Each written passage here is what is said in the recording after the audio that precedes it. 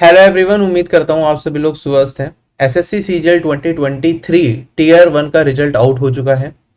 Cut off जैसे expect की थी वैसी ही है, और अगर इससे कम जाती तो मुझे खुशी ज़्यादा होती, लेकिन एनालिसिस तो सही चला गया। लेकिन काफ़ी सारे एस्पिरेंट जिन्हें उम्मीद थी कि शायद वो सिलेक्शन तक पहुंचेंगे, शायद वो अभी सिलेक्शन तक नहीं पहुंच पाएंगे। एसएससी ने वही 10 गुना कैंडिडेट्स लिए हैं जिसका मुझे डर था, और उस हिसाब से हमने एक्सपेक्ट भी की थी कट ऑफ की लगभग यूआर की 149 के आसपास जाएगी, और बाकी कैटेगरीज की भी मैंने आपको बताया था। तो अभी एक बार देख लेते हैं क्या कट ऑफ गई है। बाकी जिन लोगों का लिस्ट में नाम नहीं आया है, ठीक है, उन लोगों को बस यही कह सकता हूँ कि सीजीएल 2024 जो होगा उसमें थोड़ी ज़्यादा वैकेंसीज आपको देखने को मिलेंगी। जो पीएएस से लोग छोड़ेंगे, जो अभी सीजीएल 2023 से ज्वाइनिंग ले लेंगे या फिर सीजीएल 2022 में पीएस से ज्वाइन नहीं करेंगे, उसकी ज़्यादा वैकेंसीज आपको 2024 में देखने को मिल सकती हैं।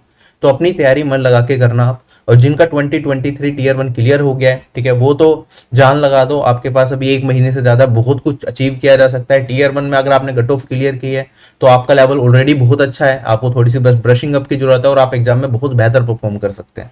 ठीक है, तो आगे बढ़ता हूँ। अगर मैं बात करूँ, यहाँ पे 4 कट ऑफ निकली है। एक असिस्टेंट ऑडिट अकाउंट्स ऑफिसर की निकली है। ऑडिट और अकाउंट ऑफिसर की एक ही कट ऑफ होती है। जूनियर स्टेटिस्टिकल ऑफिसर की निकली है। जूनियर स्टेटिस्टिकल इन्वेस्टिगेटर ग्रेड 2 की निकली है। और बाकी सारी जो नॉर्मल पोस्ट होती है उनकी कट ऑफ निकली है। ठीक है, तो अगर मैं सीधा कट ऑफ पे आऊँ, ये असिस्टेंट ऑडिट ऑफिसर की कट ऑफ है। उससे पहले मैं जो मेन लिस्ट है जिसमें मैक्सिमम जो जॉब्स के लिए होती है उसकी कट ऑफ को देखते हैं। अनरिजर्व कैटेगरी की कट ऑफ गई है 150.04 मार्क्स। ठीक है, कैंडिडेट जो एसएससी ने क्वालिफाई करे हैं वो क्वालिफाई करे हैं 71,112। जो एक्सपेक्टेड कट ऑफ थी, जब मैंने कहा था लगभग 10 गुना कैंडिडेट्स, क्योंकि उस टाइम पे 7500 कुछ वैकेंसीज थी। अगर एसएससी बुलाएगा तो लगभग हमारे पास 75,000 एस्पिरेंट्स क्वालिफाई करेंगे। काफी लोगों ने उस टाइम पे विरोध भी किया था इस चीज का कि 10 टाइम्स नहीं बुलाएगा। 2022 एक्सेप्शनल केस था, 2023 में बहुत ज्यादा कैंडिडेट्स बुलाए जाएंगे। कुछ लोग ये दावा कर रहे थे 2 लाख कैंडिडेट्स बुलाए जाएंगे। कुछ लोग ये दावा कर रहे थे कि 18,000 वैकेंसी, 20,000 वैकेंसी आएंगी या बहुत ज्यादा वैकेंसी आएंगी।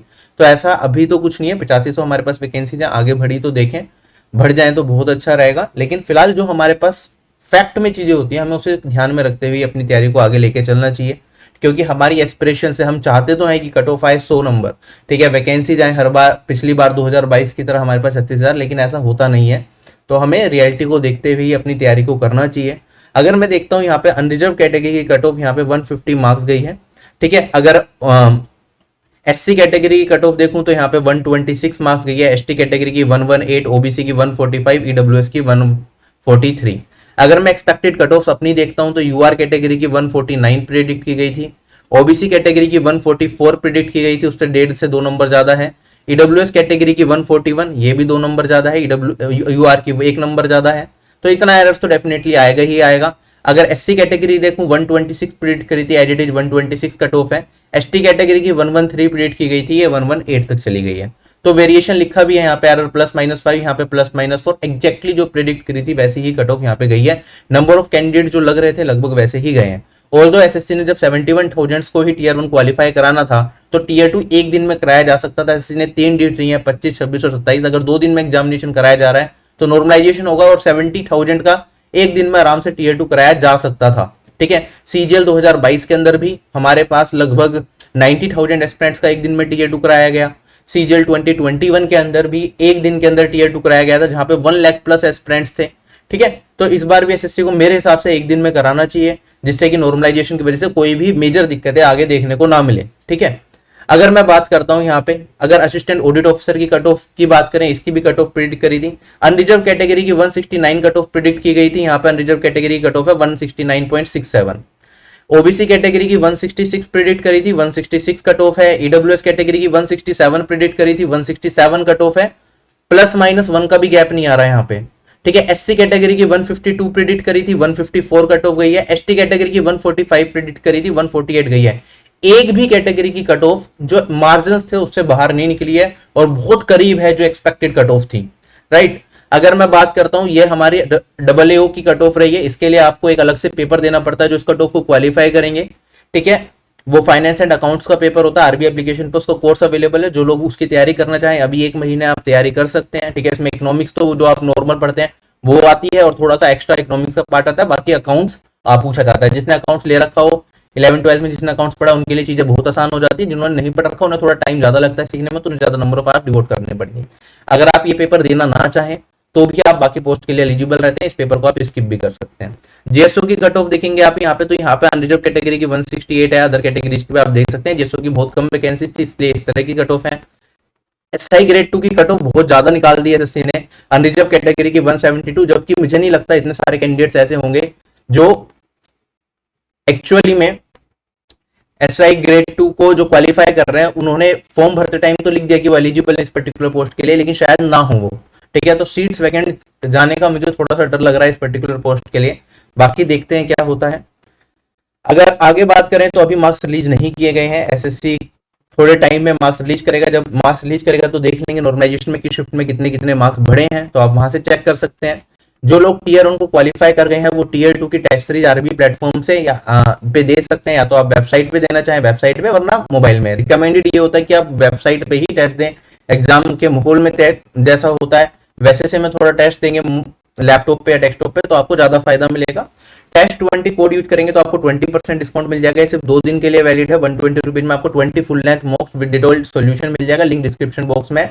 ठीक है, आप टेस्ट सीरीज में एनरोल कर सकते हैं। जो लोग अगले साल की तैयारी कर रहे हैं वो ऑफिसर बैच के थ्रू अपनी कंप्लीट प्रिपरेशन कर सकते हैं, जिससे कि आपकी कोई भी चीज छूटे ना। यहाँ पे हर क्लास की वीडियो, जो रिकॉर्डेड वीडियो, उसकी पीडीएफ और एसएससी के प्रीवियस 3 ईयर्स के सारा का सारा क्वेश्चन पेपर्स चैप्टर वाइज आपको प्रोवाइड किया जाता है। साथ के साथ जो मॉक टेस्ट होते हैं वो भी फ्री होते हैं ऑफिसर बैच के साथ। डबल का जो कोर्स होता है टीयर 2 के लिए वो भी ऑफिसर बैच के साथ फ्री रहता है, जिससे कि एक बार आपने ऑफिसर बैच में एनरोल किया तो आपको कहीं भी किसी भी जगह जाने की जरूरत नहीं है, एक ही जगह से आपकी कंप्लीट तैयारी हो जाए। अगर आपको मैथ्स की तैयारी करनी है तो द्रोणाचार्य बैच है, इसमें मेरी सारी क्लासेस मिल जाएंगी, टीयर 1 की, टीयर 2 की, उनकी पीडीएफ्स, उनके class notes, everything is available. PDF अलग अलग तरीके से होती हैं, एक जैसे खाली क्वेश्चंस की पीडीएफ अवेलेबल होती है, जिससे आप सारे क्वेश्चंस खुद प्रैक्टिस करना चाहें तो कर सकते हैं। टीयर 2 बैच में मैं क्या कराता हूं, मैं क्विज भी देता हूं। जो भी क्वेश्चंस क्लास में कराए आपको वीडियो नहीं देखनी, मत देखो, आप डायरेक्टली उन सारे क्वेश्चंस को क्विज फॉर्म में as a mock test attempt कर सकते हो एक चैप्टर के, जिससे कि आपके सारे कम से कम टाइम में आपका पूरा चैप्टर रिवाइज हो जाए। बाकी साथ के साथ आप अलग अलग सब्जेक्ट्स के कोर्स आरबी एप्लीकेशन पर देखना चाहें तो देख सकते हैं। ठीक है, बाकी यही कहूंगा मैं। ठीक है, कट ऑफ देखो ऑब्वियसली बात है कि जब हमारे पास नंबर ऑफ कैंडिडेट्स एग्जामिनर कम बुलाएगा तो कट ऑफ हाई जाएगी। ठीक है, और कंपटीशन बहुत ज्यादा है। 2022 के बहुत सारे एस्पिरेंट्स, क्योंकि इतनी ज्यादा वैकेंसीज, तो बहुत सारे नए एस्पिरेंट्स एसएससी फील्ड में आए जो पहले एसएससी का पेपर नहीं देते, जो बैंक की तैयारी कर रहे थे, यूपीएससी की तैयारी कर रहे थे, उन्होंने भी एसएससी सीजीएल का एग्जामिनेशन 2022 वाला दिया, और जब उन्होंने देखा कि पीएस से मिला या फिर कुछ मार्क्स उनका सिलेक्शन रह गया, तो 2023 की भी उन्होंने मन लगा के तैयारी करी। इसका ही रीजन है कि कट ऑफ हमारी इतनी ज्यादा हाई चली गई। ठीक है, तो देखो मायूस होने से कुछ नहीं होगा। ठीक है, अब आपको सिर्फ मेहनत करनी है। ठीक है, उसका कोई ऑल्टरनेटिव है ही नहीं। जितना ज्यादा कंपटीशन होगा आपको उतनी ज्यादा मेहनत करनी पड़ेगी। सीजीएल फिर भी एक ऐसा एग्जाम होता है जो क्रैक करने के चांसेस होते हैं। एमटीएस में हमने देखा 1500 वैकेंसी है, मेरे पास अभी एनालिसिस के लिए लगभग 3-4 हजार लोगों ने डेटा दिया है। ठीक है, लगभग 12 लाख लोगों ने एमटीएस का पेपर दिया है, 10 लाख के आसपास लोगों ने आरटीआई का रिप्लाई आया था, और वैकेंसी है हमारे पास 1500 के आसपास। राइट, तो हमारे पास अगर 1000 बच्चे एग्जाम देने जा रहे हैं, ठीक है, तो उनमें से 1000 में से लगभग 1.5 से 2 कैंडिडेट का सिलेक्शन एमटीएस में है इस बार की वैकेंसीज के हिसाब से। राइट, तो इतना ज्यादा कंपटीशन है। सीएचएसएल की अगर मैं बात करूं, मैंने इसलिए कट ऑफ का एनालिसिस किया ही नहीं था, क्योंकि हमारे पास 1600 कुछ वैकेंसीज रिपोर्ट की गई, 10 लाख से ज्यादा बच्चों ने पेपर दिया, तो कट ऑफ ऑब्वियसली काफी ज्यादा हाई जाएगी। तो उसमें एनालिसिस करके बच्चे डिमोटिवेट होते हैं तो फायदा नहीं है। तो मैं धीरे धीरे कट ऑफ कम ही कर रहा हूँ, मतलब एनालिसिस जितना नहीं जाता मैं डीप में, अपना टाइम भी लगाऊं और डिमोरलाइज भी हो कोई देख के उसे, तो कोई फायदा नहीं है। ठीक है, बाकी हमेशा ही कोशिश करिए अपने एंड पे अपने हमेशा 100% दूं। ठीक है, कभी भी अपने प्रॉफिट के लिए मैंने यहाँ पे कोई भी ना ही कट ऑफ एनालिसिस आज तक किया होगा, ना ही कुछ और चीज की होगी। ठीक है, सो इस वीडियो में सिर्फ इतना ही, आपसे ही विदा लेता हूँ। Bye bye, take care, have a nice day and जय हिंद।